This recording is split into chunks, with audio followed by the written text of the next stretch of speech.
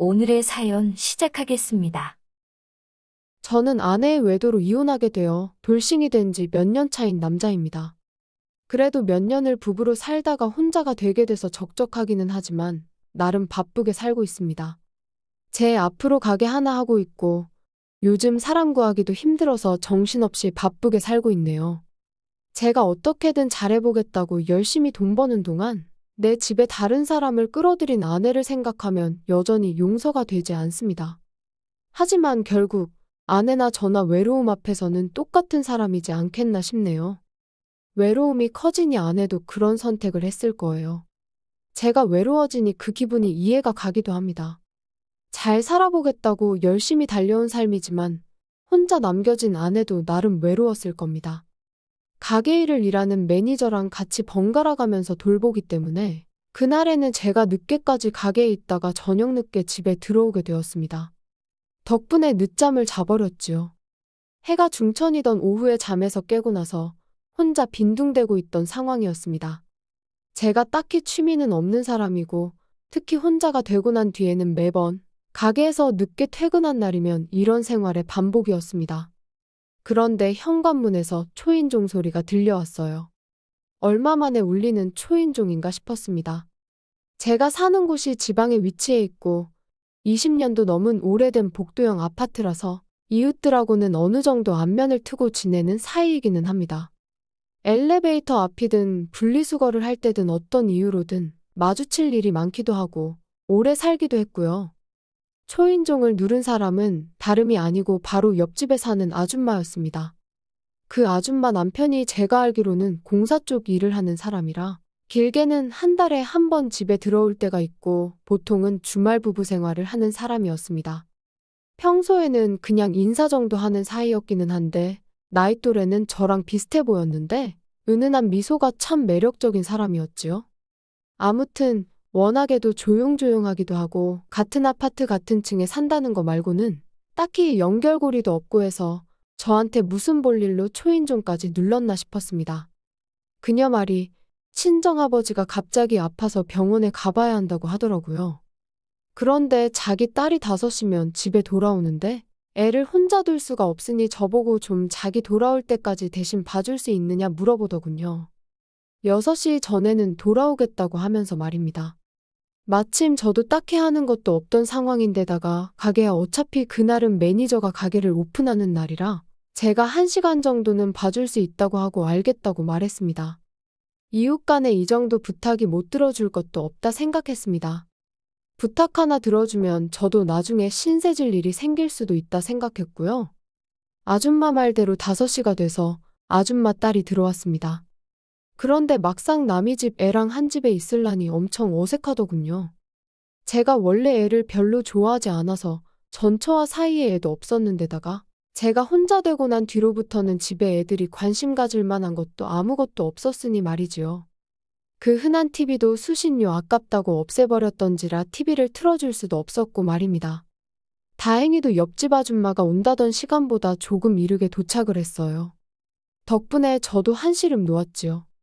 30분도 안 되는 짧은 시간이었는데 그걸 가지고 몇 번이고 고맙다고 고개 숙여 인사하는 모습에 이 아줌마가 예의가 바른 사람이라는 생각이 들었지요.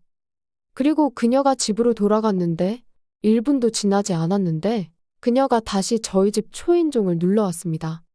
무슨 일인가 싶었는데 그녀가 저한테 또 꾸벅꾸벅 고개를 숙이더니 죄송하다고 하면서 집 열쇠를 병원에 두고 왔다고 하더라고요. 병원에서 친정엄마가 열쇠를 가지고 오는 길이라고 그러니 조금만 더 신세를 질 수 없겠냐고 물어보더군요. 요즘 열쇠 쓰는 집이 어디 있냐고 하시겠지만 저도 도어락 따로 안 해놓고 열쇠를 쓰고 있습니다. 그냥 오래된 아파트라서 사실 제 돈 들여서 바꾸고 그러고 싶지도 않고 열쇠가 익숙해서 그래요. 아마 그녀도 같은 이유였을 겁니다.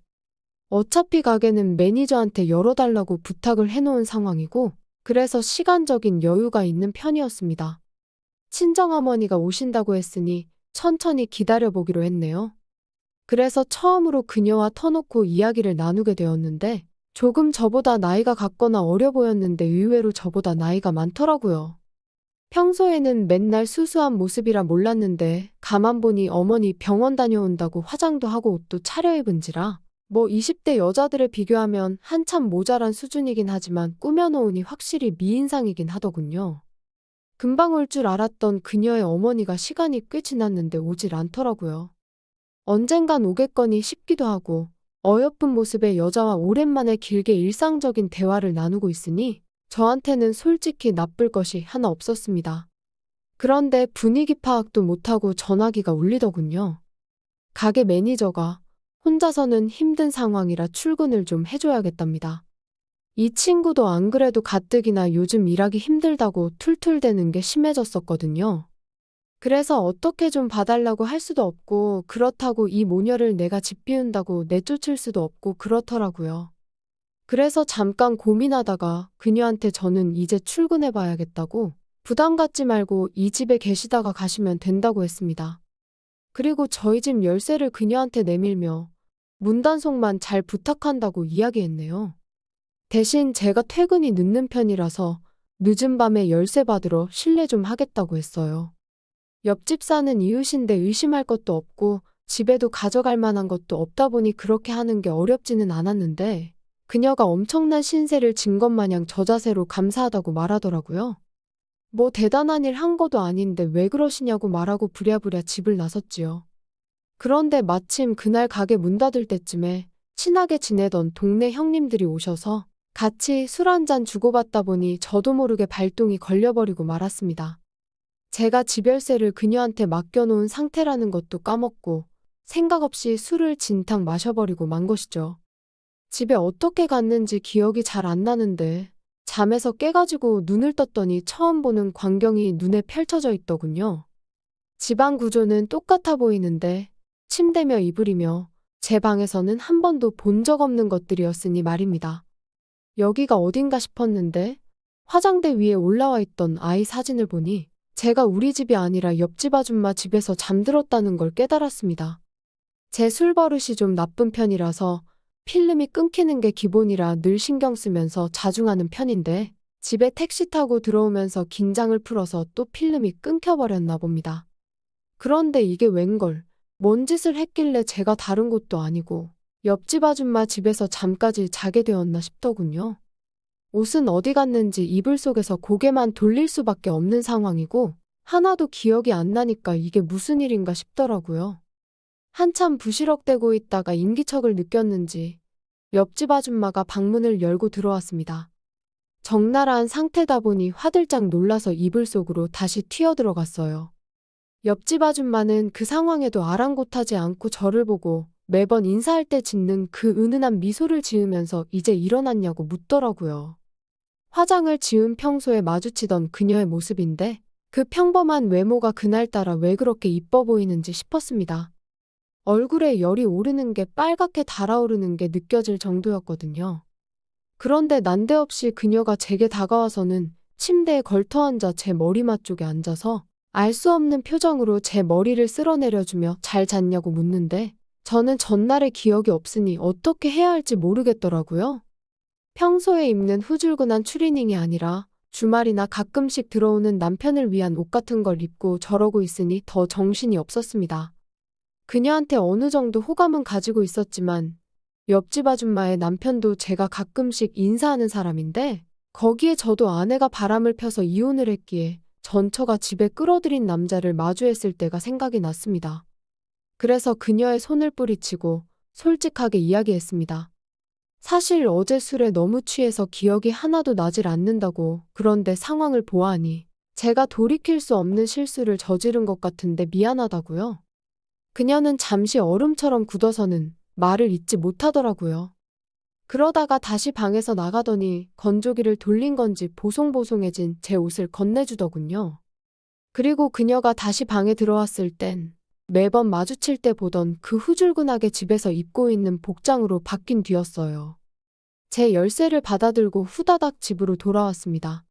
내가 도대체 뭔 짓을 했나 싶어서 자책을 하고 있던 와중이었는데 벼랑간 초인종이 울렸습니다. 문에 나 있는 작은 구멍으로 쳐다보니 옆집 아줌마 그녀가 서 있었고요.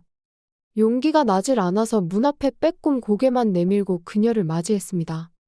그녀는 술을 많이 마시면 사람이 실수도 할 수 있는 법이라고 술 많이 취한 거 보고 그녀도 어느 정도 짐작은 하고 있었다고 합니다.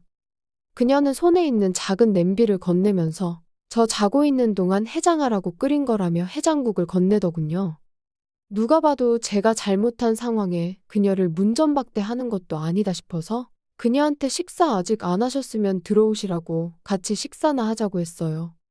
그녀는 잠시 머뭇대더니 알겠다 말하고 집 안으로 따라 들어왔습니다. 오랜만에 집에서 끓인 해장국을 먹으니 기분이 묘하더군요. 제가 이혼하기 전에도 전처가 이렇게 제가 술을 마시고 들어온 날이면 바지락을 잔뜩 넣어서 해장국을 끓여줬는데 말입니다. 그녀와 저는 마주 앉아서 서로 말없이 식사를 시작했습니다. 얼어붙은 분위기 속에 밥이 얹힐 것 같더라고요. 화제를 돌리기 위해서 그녀가 해가지고 온 음식을 칭찬해줬지요. 그녀는 또 저를 보며 은은한 미소로 쓴웃음을 씩 지으며 대답은 따로 하지 않았어요.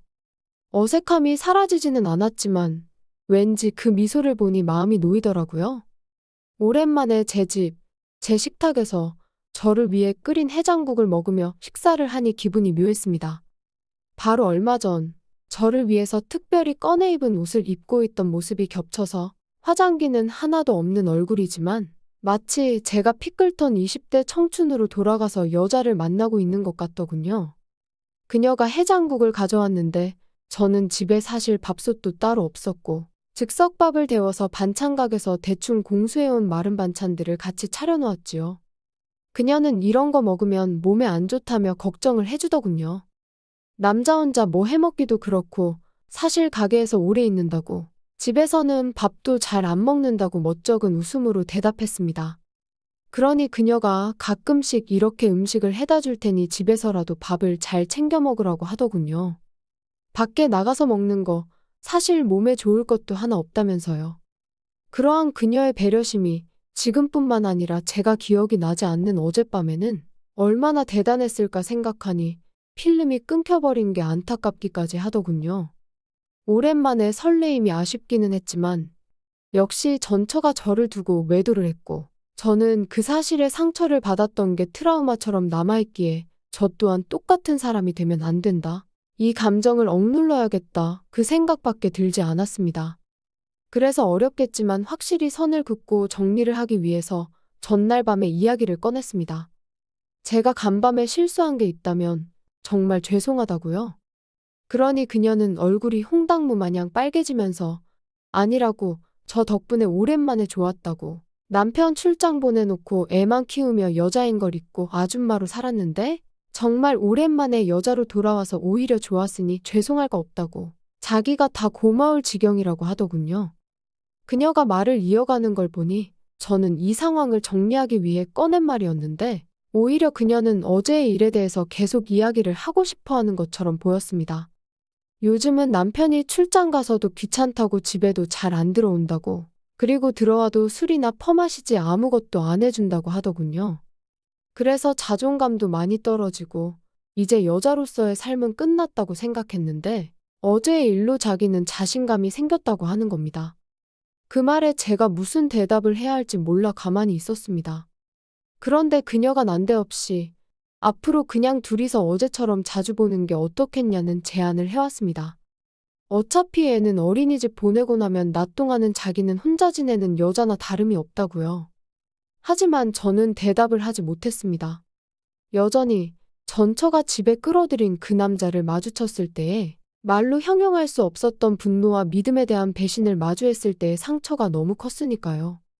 그 상처의 크기를 알기에 제가 똑같은 행동을 할 수 없다고 다시 한번 그녀에게 선을 그었지요.